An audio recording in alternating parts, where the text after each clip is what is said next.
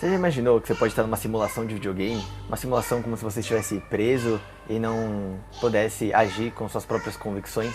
Essa é uma teoria bem discutida por todo o período de filosofia. Se você quer saber um pouco mais sobre isso, saber se você pode ter a escolha sobre suas próprias decisões, fica aí com a gente.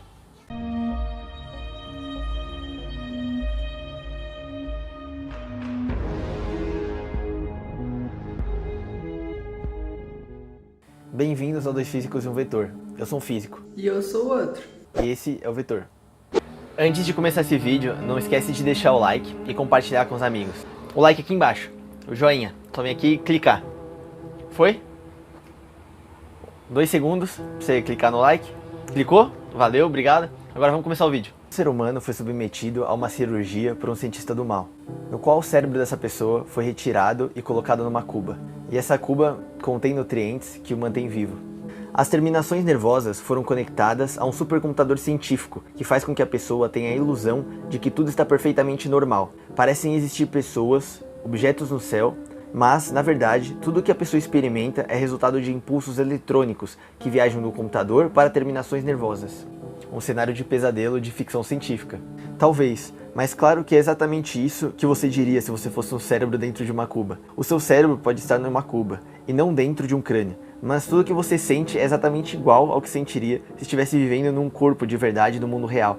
O mundo à sua volta, sua cadeira, o livro em suas mãos, e as suas próprias mãos. Todo ele parte de uma ilusão, pensamentos e sensações introduzidos no seu cérebro, sem corpo pelo computador, super poderoso do cientista. É provável que você não acredite que você é um cérebro dentro de uma cuba, e a maioria dos filósofos também provavelmente não acreditavam.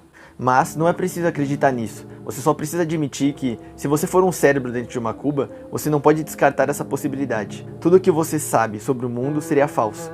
E se possível, então você não sabe de nada. Essa mera possibilidade parece enfraquecer nossas afirmações de que conhecemos o mundo externo. Será que existe um modo de escapar da cuba? As origens da cuba. A versão clássica contemporânea da história, O Cérebro numa Cuba, foi criada pelo filósofo americano Hilary Putnam em seu livro de 1981, Reason, Truth and History. Mas o germe da ideia tem uma história mais longa. Diz que a intenção de Descartes foi construir o edifício do conhecimento humano sobre alicerces inabaláveis, razão pela qual adotou seu método da dúvida, que descarta quaisquer crenças suscetíveis do menor grau de incerteza.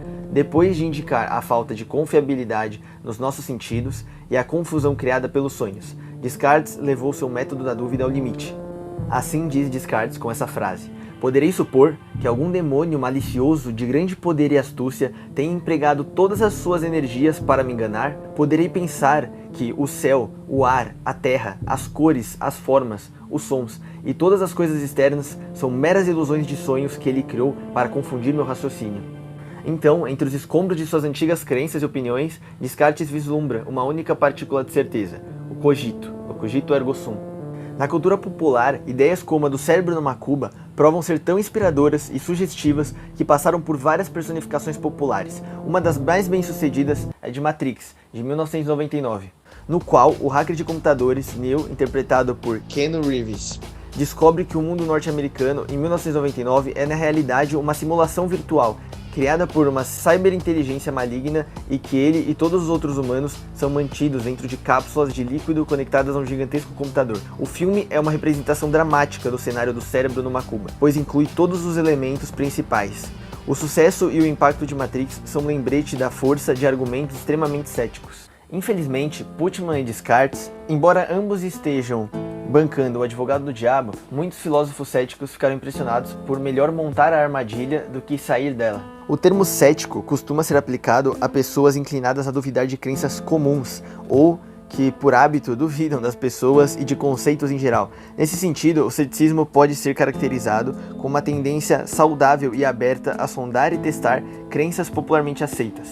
Tal tendência, em geral, é uma proteção contra a credulidade, mas ao mesmo tempo pode transformar-se numa tendência a duvidar de tudo mesmo que não se justifica para duvidar de algo, para o bem ou para o mal. Contudo, ser cético nesse sentido mais popular é diferente do nosso uso filosófico do ceticismo. O cético filosófico não afirma que nada sabemos, até porque afirmar isso seria obviamente autodestrutivo. Uma coisa que não poderíamos saber é que nada sabemos. A posição do cético é desafiar o nosso direito de afirmar que temos conhecimento. Pensamos que sabemos muitas coisas, mas como podemos defender essa afirmação? Quais as bases que podemos apresentar para comprovar afirmações específicas de conhecimento? Nosso suposto conhecimento do mundo baseia-se em percepções adquiridas por meio dos nossos sentidos, geralmente mediados pelo uso da razão. Mas tais percepções não estão sempre sujeitas a erro? Podemos ter certeza de que não é uma alucinação ou um sonho, ou de que a nossa memória não nos prega peças? Se a experiência de sonho é indistinguível da experiência de viver estando acordado, nunca podemos ter certeza do que aquilo que pensamos ser o caso é de fato o caso, de que aquilo que acreditamos ser verdade é de fato verdade. Tais dúvidas levadas ao extremo conduzem a demônios do mal e a cérebros em cubas. A epistemologia é a área da filosofia que se ocupa do conhecimento. Determina o que sabemos e como sabemos. Identifica as condições que devem existir para que algo seja considerado conhecimento. Concebida como tal, pode ser encarada como uma resposta ao desafio do cético.